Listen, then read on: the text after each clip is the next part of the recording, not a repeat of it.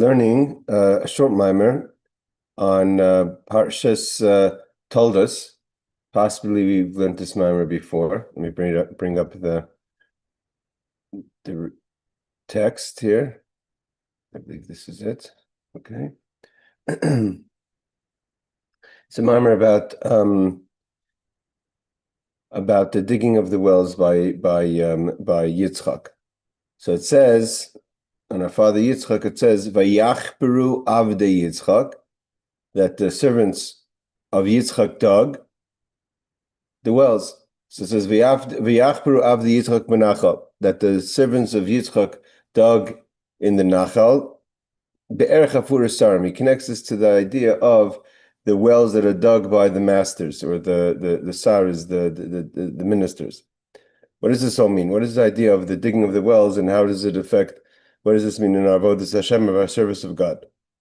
The Talmud teaches us in Bechayris, al pasuk, on the verse that says in the beginning of Bereshis, it talks about how there's the four main rivers that come out of the Eden, the Garden of Eden.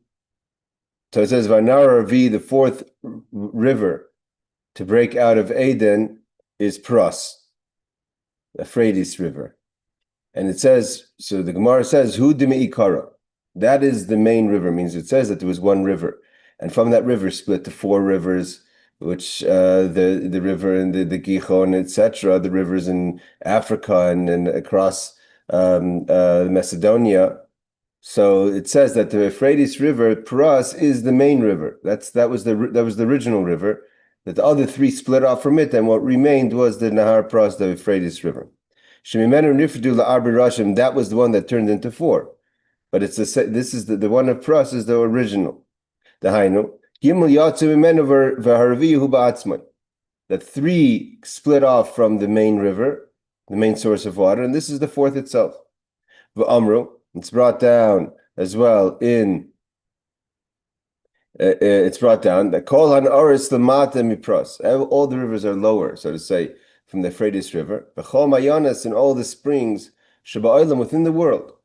Noivim Misuma de Pras kind of take their source is from what's called the ladder of underwaters of the waters of Pras. So the waters of the Euphrates River, so to say, Pras is the underwaters, the Suma de Pras, like the ladders that go underneath.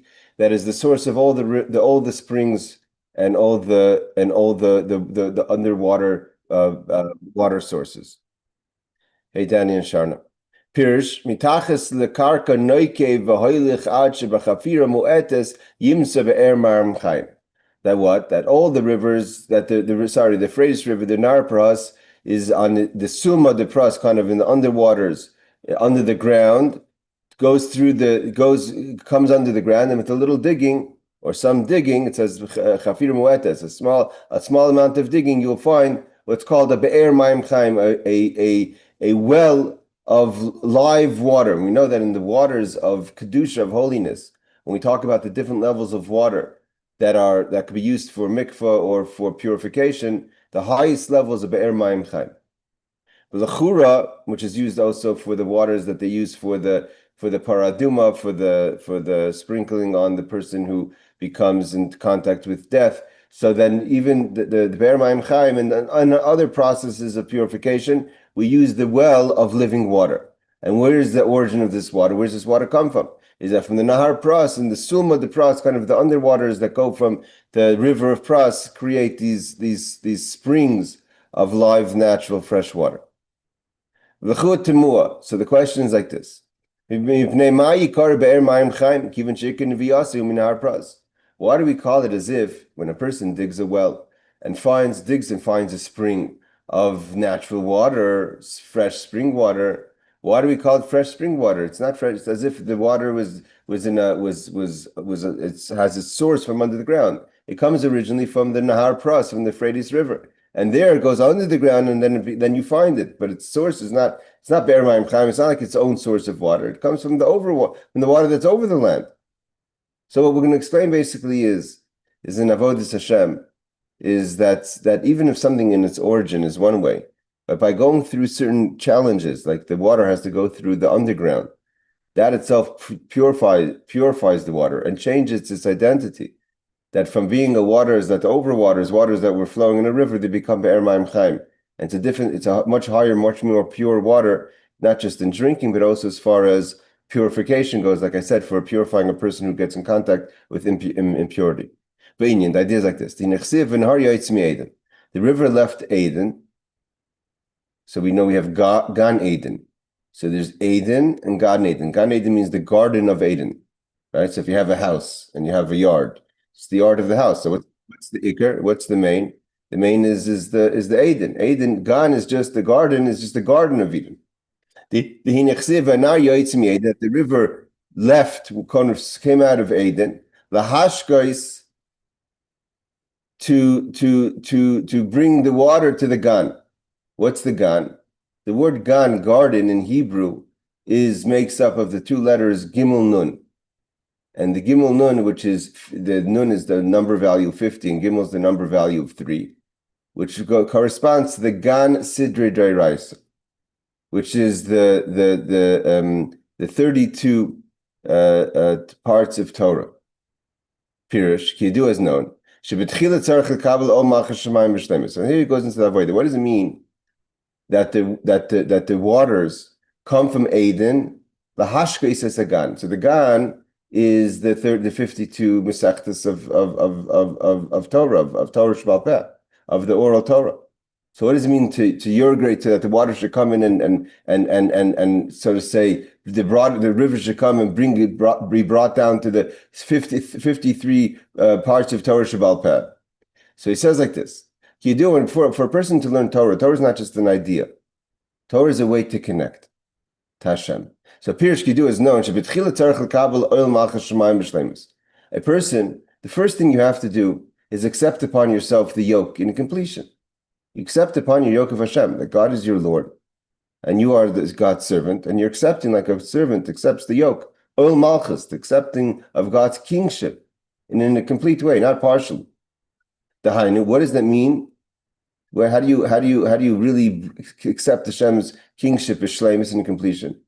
Dahainu lahamin, to believe, b'emunah shleima, with absolute belief, b'achdus Hashem, in the oneness of Hashem. That what? He explains, Shua Mahava Kol Oilmus, he's the creator of all the world.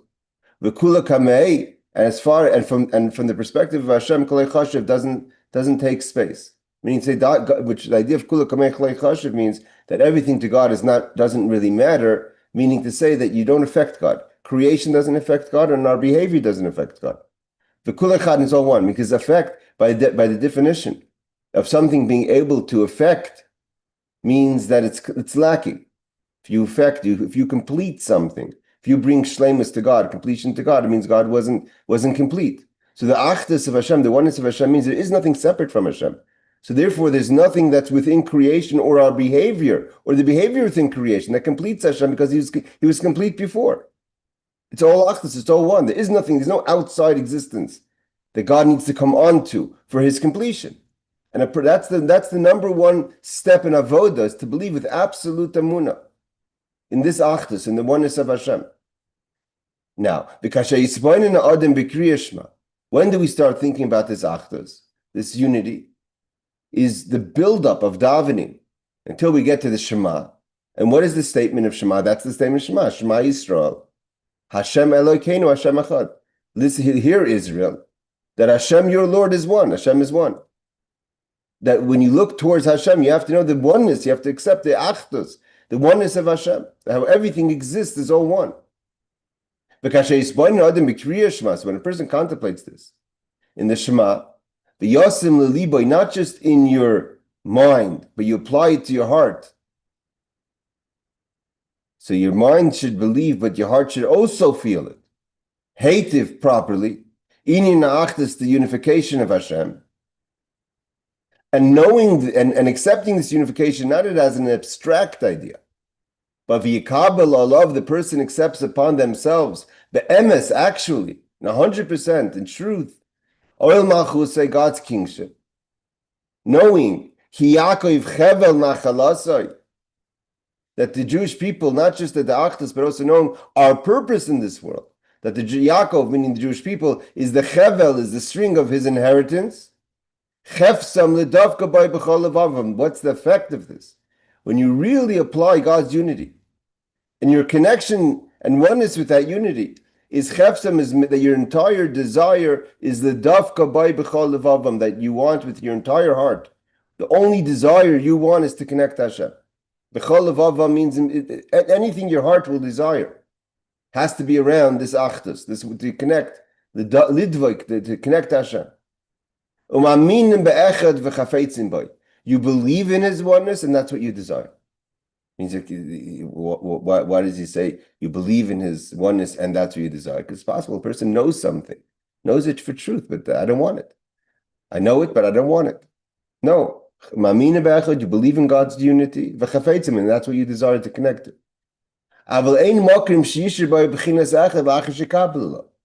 The problem is, like in anything, you have to be receptacle to this idea. Where's it going to actualize in your being?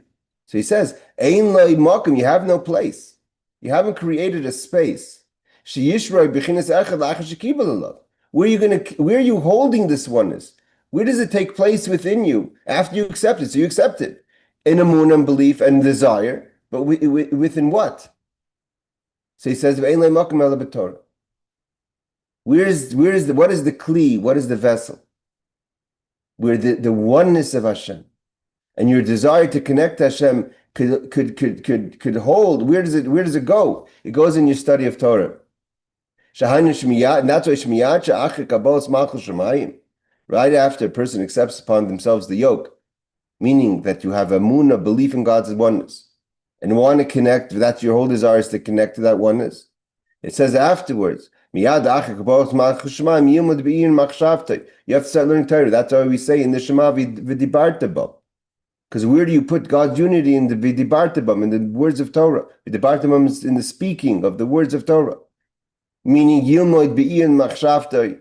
You study in the depth of your mind, v'sichlai, your thoughts in your mind, v'dibura, in your speech, v'torah sheba'al in the oral Torah, which is the Gan Sidri D'Oraisa. The 53 parts of the Mesechtas of Torah Sheba'al Peh, tractates.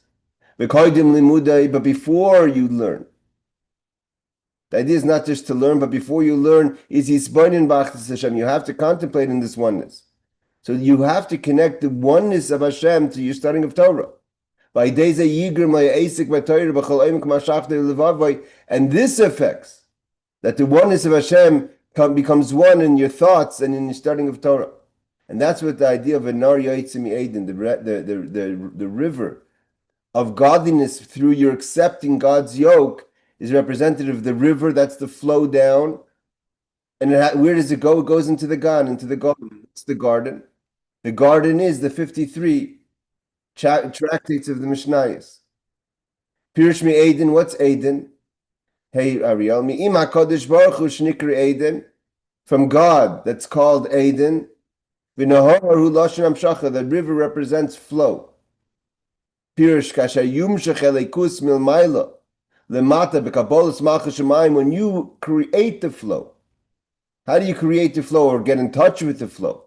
By accepting upon yourself the yoke of God, of God's kingship.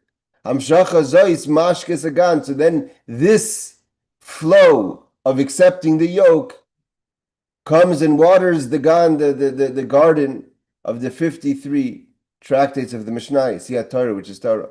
Shidal damas shal halacha, that you know that the Mishnayos and Torah Sheba'al Peh is what we call the 4 cubic space of law. You know, the Dal Damash Halacha is an expression that's ever since the destruction of the Holy Temple. Where could you find? Where's godliness? In the Dal Damash Halacha, in your inner space. Every person's space is 4 amas of the law of the Torah. This is the Holy of Holies. It's the studying of the law, and here he kind of is what the Alter Rebbe is adding is, it's not just the idea of the, so to say, the Talmud, the pilpul, the discussion of the oral Torah, but the idea that it comes down from the Mishnayos to the halacha. We know that in all the Torah, where does what's called the Holy of Holies within Torah is the law. The Torah is the sanctuary. That in the laws of the Torah is where that's the vessel. Means you can't have a commitment to God's oneness and a desire to connect to God's oneness if you don't have Torah. The place of that what does that come into? What's the receptacle of that? Is the studying of Torah, specifically the laws of Torah. So when a person brings the flow, connecting to the idea of God's unity through prayer, through the Shema, and that's the importance of studying Torah right after you daven. The studying of Torah right after you're davening, that's what there's in many circles, in Klal Yisrael, there's the idea of learning halacha, a Rambam, a shir, daf yomi, something. Better even halacha shir. That's why there's a lot of kashrol's have a quick study of halacha right after davening, 1 or 2 laws. Why? So because you have to have a receptacle for the tefillah. The prayer is you want to bring the flow of God's unity, but it has to have a receptacle within you, and that's in the study of the Torah. Mamash every shul, I go to Ashkenazi shuls here, Sephardi shuls. Everyone has a quick halacha after shachris, and some places even after mincha. But that's your shir right after davening. What happens after your shir right after davening? Your mind comes preoccupied in all the things of the world. You go to business, you go to work, you go to do your job, or other things that you preoccupy yourself in.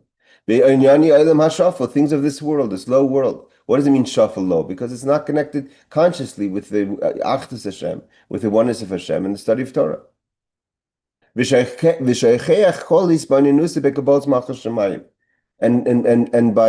by focusing on other things, other matters, not forbidden matters, but worldly matters, you forget. You're no longer connected in the focus you had, in the contemplation of accepting God's yoke. Why? So he says, because at the end of the day, is your physical person, you don't have the ability to concentrate on 2 things at one time. When you're davening and you learn, so you daven, you accept God's yoke, and you're learning the Torah that's the receptacle, that's the lahashkes sagan, to water, so to say, the 53 tractates of the Mishnah is the halacha. But you go out to the world, your mind doesn't have the ability to stay focused like that. You're focusing on your work. Rabbi Levitin told me, the Rebbe told him, even within studying of Torah, because you can't do 2 things 100% at once. It doesn't work like that. No one can do it. And you start distancing yourself, not consciously, not willingly, but by definition, when you're concentrating on something else, you're distant now from what you had in your das, in your understanding and connection when you daven and you learn Torah afterwards. So the Rebbe is not calling foul on that. The Rebbe is saying, so what do you do? How do you infuse and kind of shuckle and wake yourself up throughout the day to make sure to reconnect to the commitment you made in davening? Davening is a special time, and the learning after davening is the receptacle of that time. So therefore, he says an amazing thing. And it's mamish something everyone could connect to. Throughout the day, you have opportunities to do mitzvahs. And the idea of the mitzvah is you don't need the whole kavanah, you don't need the whole focus, the whole 30 minutes. You're walking by a poor person, you stick your hand in your pocket and you give tzedakah, you did a mitzvah. You make a bracha. So many opportunities of saying, God gives us opportunity throughout the day to do mitzvahs, commandments. Hinina mitzvahs ma'asis, when the idea of the actual mitzvahs, not the studying of the halacha. They're so deep at their root, a mitzvah so deep at its root, you may think, how could that compare?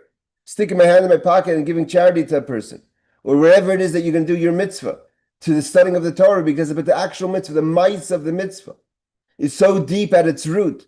God enclothed it, creating this opportunity that it's so tangible to you. It's so in your reach that by doing a mitzvah, maisius, an actual mitzvah, what you don't understand is you're connecting to something so deep in God and His great kindness, and clothed it into something so tangible and accessible to us throughout the day. But in those seemingly worldly, simple acts, that you have the hint of their root, of how deep they are. My mitzvah tzitzis, for instance, when you're wearing tzitzis throughout the day. The mitzvah is very deep up in the concepts in the higher spheres. And when the person says, what's the big deal? I go to the store, I buy pre-made tzitzis that has the 8 strings on the 4 sides and has the knots. But through that, you're wearing a mitzvah the whole time. And all the other mitzvahs that people do throughout the day, the ones that are constant, the ones that are come around. No one's asking you to do great fixing when you do a mitzvah. Just do the mitzvah. You don't have to have the intention of their truth, of their essence. At the end of the day is to fulfill the mitzvah. Yes, you enhance a mitzvah with the concentration. And you say, the halach, it's the brought down. Why don't we make a bracha when we give tzedakah? Because until you make the bracha, the person's waiting for the money. So at the end of the day, it's the bottom line. It's the ma'isa. At the end of the day, the mitzvah is not dependent on your intentions. It says even if a person drops a penny and someone finds it, it's a mitzvah. The mitzvahs are all set. It's turnkey. It's ready to go. Comes down, ready just for you to do the action of the mitzvah. And when the person does the mitzvah throughout the days, when you're disconnected, you're no longer focused and have that reality, clear connection that you had during davening and the learning after davening. The very fact that you're able to bring down the flow. Before we said that davening requires the avodah of the hamshach, that you have to bring the water, the river down from Eden into the Gan, and you have to study. Not by mitzvah. It's not your avodah that creates the flow. The mitzvah is all ready. All you have to do is act on it. The mitzvah itself has its own strength. But that doesn't work like that by Torah and Tefillah. Torah and Tefillah is avodah shebalev.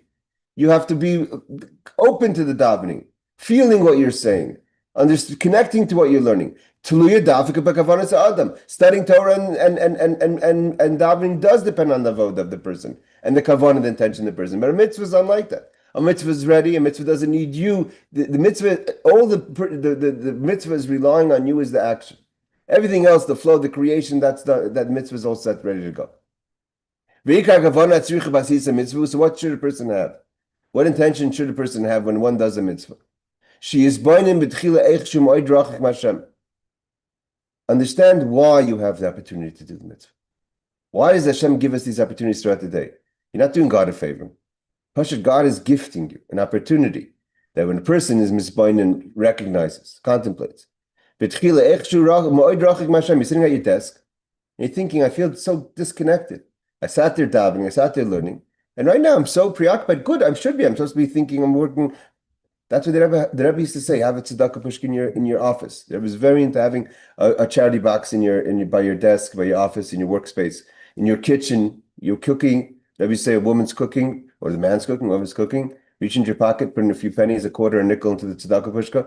These opportunities. What's the idea? The idea is that you're thinking, you're preoccupied. You think how you're ma'od rachik Hashem. I'm so distant.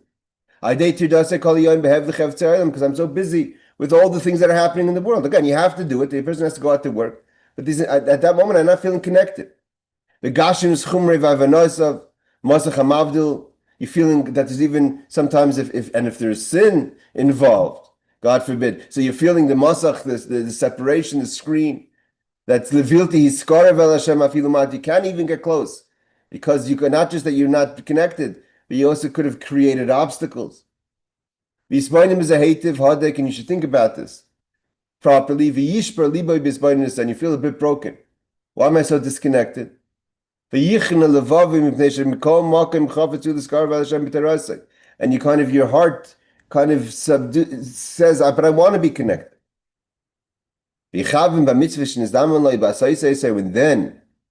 you see, I could do a mitzvah now. Right now, that's one of the things that no matter what, how you're feeling, you're not feeling great, for whatever the reason, emotionally, because of what the Rebbe describes over here now, You're feeling distant, you're not feeling close. Maybe you did things that you don't feel you're not proud of. And that's not saying, no one's saying that doesn't have to be accounted for. No one's saying that doesn't have to be examined at its proper time. But right now you have an opportunity to do a mitzvah. And that mitzvah is all set, ready to go. All you have to do is do it. And that's why it's called Be'er Mayim Chaim, the river, the well of fresh water. When a person now realizes that I have this mitzvah that came to me as an opportunity. Nistamna liyade means it's been given to me as an opportunity. I say, now I could just do it. This goes to the question that Alter Rebbe asked before. That how do we call the springs, wells of fresh water, live fresh water, when its origin comes from the Nahar Pras? It's the river waters that are going underneath the ground. So why are you calling it Be'er Mayim Chaim? Because that whole hisbaininus, this whole contemplation, this whole recognizing that the opportunity of a mitzvah is a lifesaver. That's why it's called Be'er Mayim Chaim, the river, the well of living water, because the mitzvah is a lifesaver. You felt so disconnected that the opportunity now to do mitzvah, although the mitzvah is a connection to what you studied, but where you're holding right now, it's a lifesaver. So therefore he says, Be'er Mayim Chaim, this mitzvah now is like a well of living water. Yes, it came onto the ground from the river. The river itself is not called a river of live, like a live spring water. It doesn't have the halachic conditions of that. It doesn't purify like the well, like the spring does. But because the water went out of the river, under the ground, breaking through the dirt and the stones, that represents the person breaking through that separation and finding an opportunity to do a mitzvah. Then it becomes Mayim Chaim. It becomes a lifesaver, water of living of the living well. Because it changes. The water changes by going through, pushing through. It's like the person and the mitzvah are connecting. The person's feeling distant. That's why he's saying that the only kavanah, the only hisbaininus, the only contemplation one has to have before the mitzvah is not about, I'm doing a mitzvah now and I'm bringing down a great flow. You're not doing anything. The flow is coming. The mitzvah is all ready to go. The mitzvah, you have to recognize that the mitzvah that's been presented to you is an opportunity. That although you're distant, and because you're distant, and yes, you have to do work, and maybe possibly you overdid it and created screens and walls. But you and the mitzvah are connecting to each other. The mitzvah is pushing towards you, and you're trying to get that water. And that process of you pulling towards the mitzvah, looking for that opportunity, changes the water that started off as river water and becomes Be'er Mayim Chaim, a well of live water. It's a lifesaver for the person throughout the day in their spiritual connection. That is what it means to do a mitzvah throughout the day. What created the river? Yes, the river that you're drawing from was created from when you davened, like we said, and that's the river that comes down from the Eidin Lahashkes Sagan and goes into the receptacle of Torah, the study of Torah after the mitzvahs, after the davening. But then when you went out to work, it hid itself. The river is no longer there. Like it says, you no longer feel that connection of the river that you had during davening, that you created with your avoid and your kavanah and your contemplation and your davening properly. And where did it get nelam? Where did it get lost? Where did those waters get lost and buried? Are they gashmias through being out there in the world? Shukai skufei kol hayoyim. And what you don't no longer desire godliness, right? You're out there motivated to make it, be better than the next person, have something better than the next person. These are all not godly desires or agendas that you have. But then when you find this opportunity, the mitzvah breaks through all that. Shenoiva minahara now that comes from this river that you created. So what the Alter Rebbe is saying is over here that there's a process. First, we have to establish the river flow, and that is the davening and the learning after the davening. Otherwise, the river just has nowhere to go. It goes into the davening. Then, yes, you disconnect throughout the day, and maybe you're not proud of all your disconnect. All of a sudden, your drive changes. Davening, you only cared about bringing godliness down to the world. Like he said, what was your whole desire in the Achdus, the oneness of Hashem? and to connect to that. That's your whole desire. All of a sudden you go out to the world and that's not your whole desire. Your whole desire is to do well in your job. Your whole desire is to make money. Your whole desire is to buy nice things with the money. Not all of them are for serving Hashem. So you're no longer connected to that river that you created in davening. But the rivers are underneath all that. Yes, it's covered, but in that, and then you're trying to, when you're disappointed with that, this kind of struggle you have within yourself, the waters are breaking through all that to come out and give you an opportunity to do a mitzvah.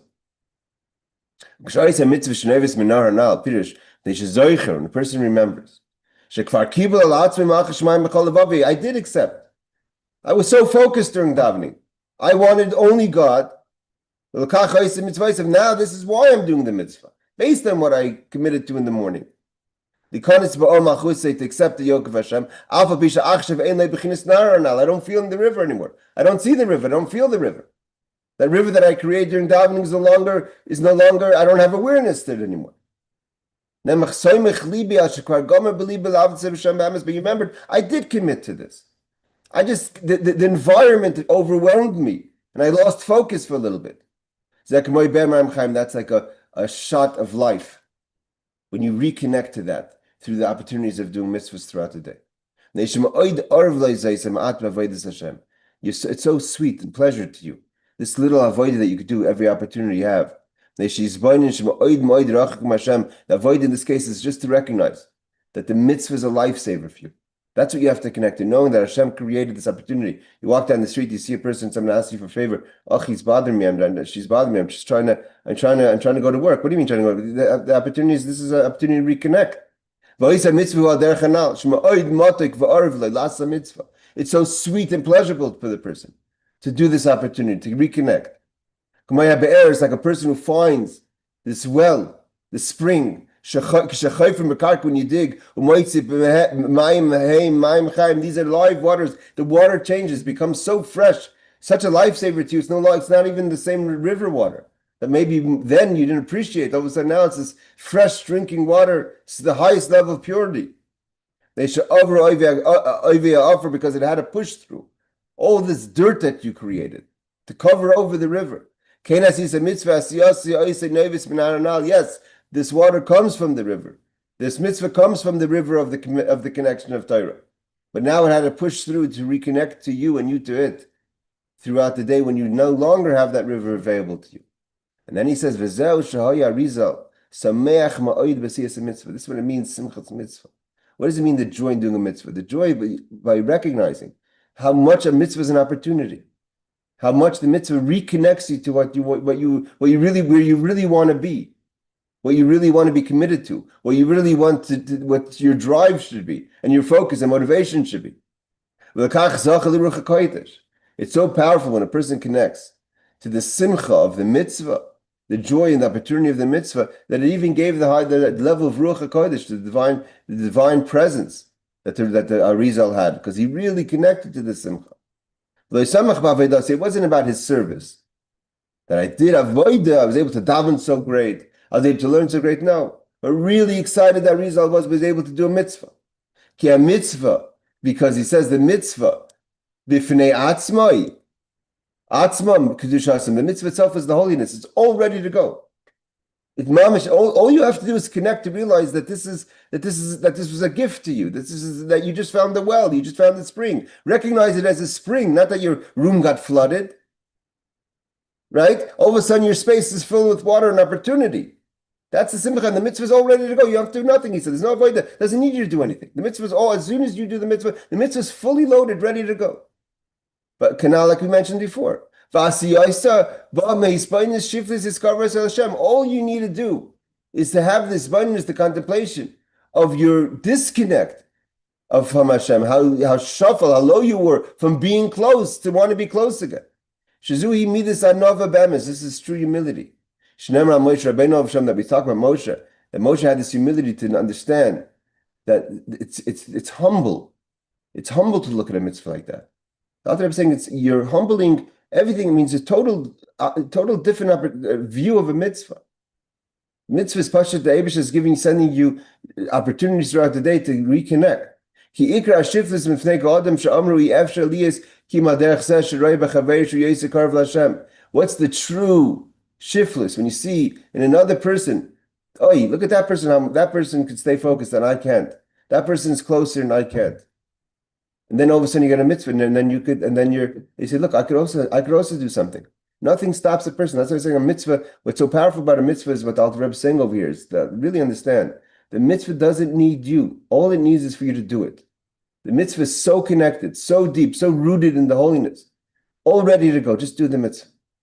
And that's why he says, nefesh seveya, a satisfied soul, means someone who's full. Tavus nefesh is like the honey is like disgusting. You don't want to eat anything. Nothing tastes good, right? Too full for dessert. So if you were hungry, not only you'd be, wow, it's such a nice piece of cake, but now it disgusts you because you're full. Shafilu hadvash marloi. When a person's full, even the honey is bitter. Avil nefesh rieva, a hungry soul. Kol mar matak, even bitter is sweet. Pirish be'er ma'im chayim hanal, it becomes, this river water becomes sweet living water. Having to push through the dirt of your body. Then this water becomes sweet and satisfying to you.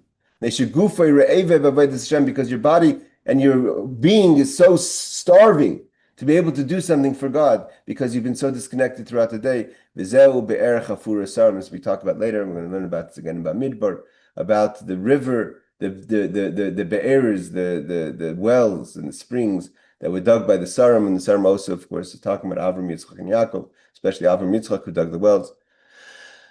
So I think we can possibly learn just a short Maamar. Like I said, it's short but very powerful, very meaningful, and something that we could all act on. It's something that Maaseh Payil. We have opportunities throughout the day, and understand them as opportunities. Jump on them. There's opportunities to reconnect. Laila Tov, everyone. Take care. Thank you for joining. Thank you, Rabbi.